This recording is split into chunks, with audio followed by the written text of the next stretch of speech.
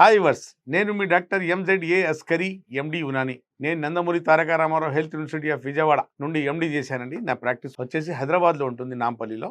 నేను మగవాళ్లలో అంగస్తంభన తగ్గిన, మీకు సంతాన వైఫల్య సమస్య వచ్చిన, అలాగే ఆల్ సెక్సువల్ డిసార్డర్స్, సుఖ వ్యాధులు, ప్రాస్టేట్ గ్లాండ్ పెరిగిపోవుట, మీ వెరికోస్లు అనే సమస్యకు, శీఘ్రస్కలం అనే సమస్యకు, ప్రీకమ్ సెన్సిటివ్ పెనిస్ అనే సమస్యలకు చూస్తానండి. నేను ఇవ్వాలన్న టాపిక్ వచ్చేసి ఈడీ అంటే ఎరెక్టైల్ డిస్ఫంక్షన్. అంగంలో చలనం, స్తంభన తగ్గటం, అంగం ఇలా స్తంభించాక కూడా నిలకడ లేకపోవడం, సస్టైన్డ్ నిలకడ లేకపోవటం, సంభోగం చేసినంతసేపు అంగంలో గట్టితనం ఉండకపోవటము.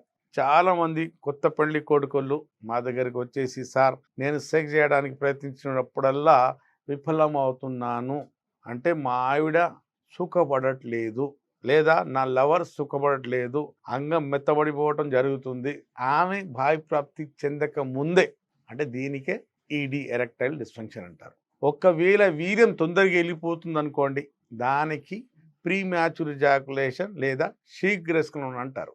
ఇప్పుడు నా టాపిక్ వచ్చేసి ఈడీలో చాలా రకాలు ఉంటాయి. ఆర్టీరియోజెనిక్ ఈడీ, అంగం వైపు రక్త ప్రసరణ రాకపోవడం, జరగకపోవటం. రెండోది, అంగంలో వచ్చిన బ్లడ్ సెక్స్ చేసినంతసేపు అంగంలో ఉండకపోవటం, వీనోజెనిక్ ఈడీ. అలాగే నరాలు ఇలా పాడైపోయి న్యూరోజెనిక్ ఈడీ, నరాలు పాడైపోవడం వల్ల అంగంలో ఇలా సస్టైన్ అయి ఉండవు, దానికి న్యూరోజెనిక్, నరాల వల్ల వచ్చే సమస్యకు న్యూరోజెనిక్ ఈడీ అంటారు.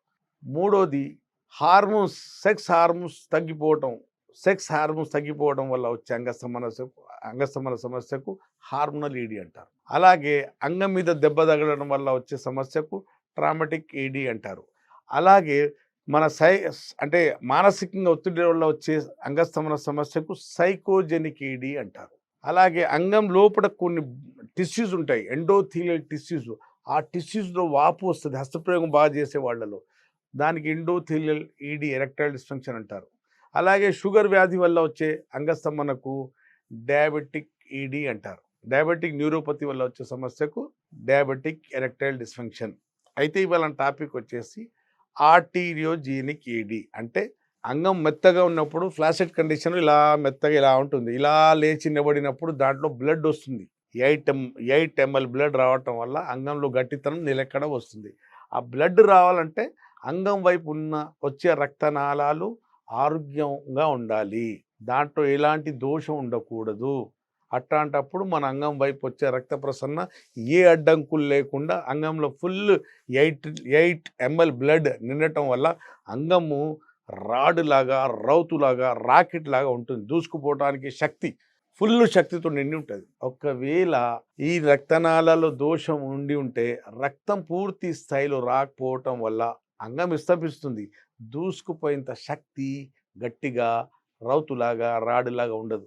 అది ఎందుకు అవుతుంది అంటే, హస్తప్రయోగం చేసే వాళ్ళలో యోని అంటే అంగానికి అనుకూలంగా ఉంటుంది, ఎలాంటి సైడ్ ఎఫెక్ట్ రావు. యోనిలో పెట్టి అంగం యోనిలో పెడితే ఎలాంటి సైడ్ ఎఫెక్ట్స్ అంగానికి కలగవు. ఎందుకంటే దేవుడు యోనిలో అన్నీ అమర్చాడు. సాఫ్ట్ మజిల్స్ ఉంటాయి, అక్కడ ఎన్విరాన్మెంట్ పిహెచ్ వాల్యూ ఉంటుంది, రసాలు ఊడుతుంటాయి, అన్నీ అనుకూలంగా ఉంటాయి. దేనికి? అంగానికి అనుకూలంగా ఉంటాయి యోనిలో. అలా కాకుండా మనం హస్తం ప్రయోగించినప్పుడు ఏమవుతుందంటే, ఒకటి ఇక్కడ రఫ్ స్కిన్ ఉంది, రెండోది దీంట్లో రసాలు ఊడట్లేదు, ఇక్కడ టెంపరేచర్ లేదు, రఫ్ స్కిన్, పైగా యోని మన అంగానికి ఎంత బిగించుకోవాలో అంతే బిగించుకుంటుంది. కానీ మన చేయి ఉంటుంది కదా, బాగా టైట్గా బిగించేసి కొట్టుకుంటాం. మనం కొట్టుకోవటం వల్ల ఏమవుతుంది, అంగం వైపు వచ్చే రక్తనాళాలు చాలా సున్నితంగా ఉంటాయి. అవి కాటన్ బట్ట నీళ్ళల్లో వేస్తే ఎలా కుచించుకుపోతుందో, షింక్ అయిపోతుందో, అలాగే షింక్ అయిపోవడం జరుగుతుంది. ఆ షింక్ అయిపోతే ఏమవుతుంది, అంగం వైపు రక్త ప్రసరణ రాకపోవటం వల్ల అంగము ఉబ్బదు, గట్టిగా అవ్వదు, గట్టిపడదు. కాబట్టి దాంట్లో దోషం వచ్చినట్టే. దేనికోసం వచ్చింది అది? హస్తప్రయోగం చేయటం వల్ల ఆ పరిస్థితి మనకు వచ్చింది. ఎవడు హస్తప్రయోగం చేసినోడికి వాడు తప్పదు. ఇది హస్తంతో అంగానికి తరచూ రాపిడి చేసినప్పుడు కొన్ని అనర్థాలు వస్తాయి. ఆ కాంప్లికేషన్నే ఆర్టీరియోజెనిక్ ఈడీ. అంగం వైపు రక్త ప్రసరణ రాకపోవటం వల్ల అంగం పూర్తి గట్టిపడదు, సెక్స్ సవ్యంగా జరగదు. దీనికే ఆర్టీరియోజెనిక్ ఈడీ అంటారు. యునానిలో వనమూలికలతో ఏ సైడ్ ఎఫెక్ట్ లేకుండా కుచించుకుపోయిన మొత్తం రక్తనాళాలు మళ్ళీ క్లియర్ అయ్యేటట్టు యునాని మందులతో ట్రీట్మెంట్. లోకల్ అప్లికేషన్స్ కొన్ని తైలాలు ఉంటాయి, అలాగే ఓరల్ మెడికేషన్ ఉంటుంది. శాశ్వతంగా ఈ సమస్యతో ఆర్టీరియోజెనిక్ ఈడీతో మీరు బయటపడవచ్చు. మళ్ళీ అంగం వైపు పూర్తి స్థాయిలో ఏ అడ్డంకులు లేకుండా అంగంలో ఫుల్ బ్లడ్ నిండిపోయేటట్టు ఇక్కడ రహదారులు వచ్చే రక్తనాళాలు అన్నీ క్లియర్ అయిపోతాయి. అంగస్తంభన సమస్య, ఆర్టీరియోజెనిక్ ఈడీ అనే సమస్య పూర్తిగా తగ్గిపోతుంది. ఆర్టీరియోజెనిక్ ఈడీ సమస్యలకు కారణాలు హస్తప్రయోగం ఒక కారణం, రెండోది కొలెస్ట్రాల్ కూడుకుపోవటం వల్ల కూడా రక్తనాళాలు క్లోజ్ అయిపోతాయి. షుగర్ వల్ల కూడా రక్తనాళాలు ఉన్న పొరలు పాడైపోయి అవి మూసుకుపోతుంటాయి.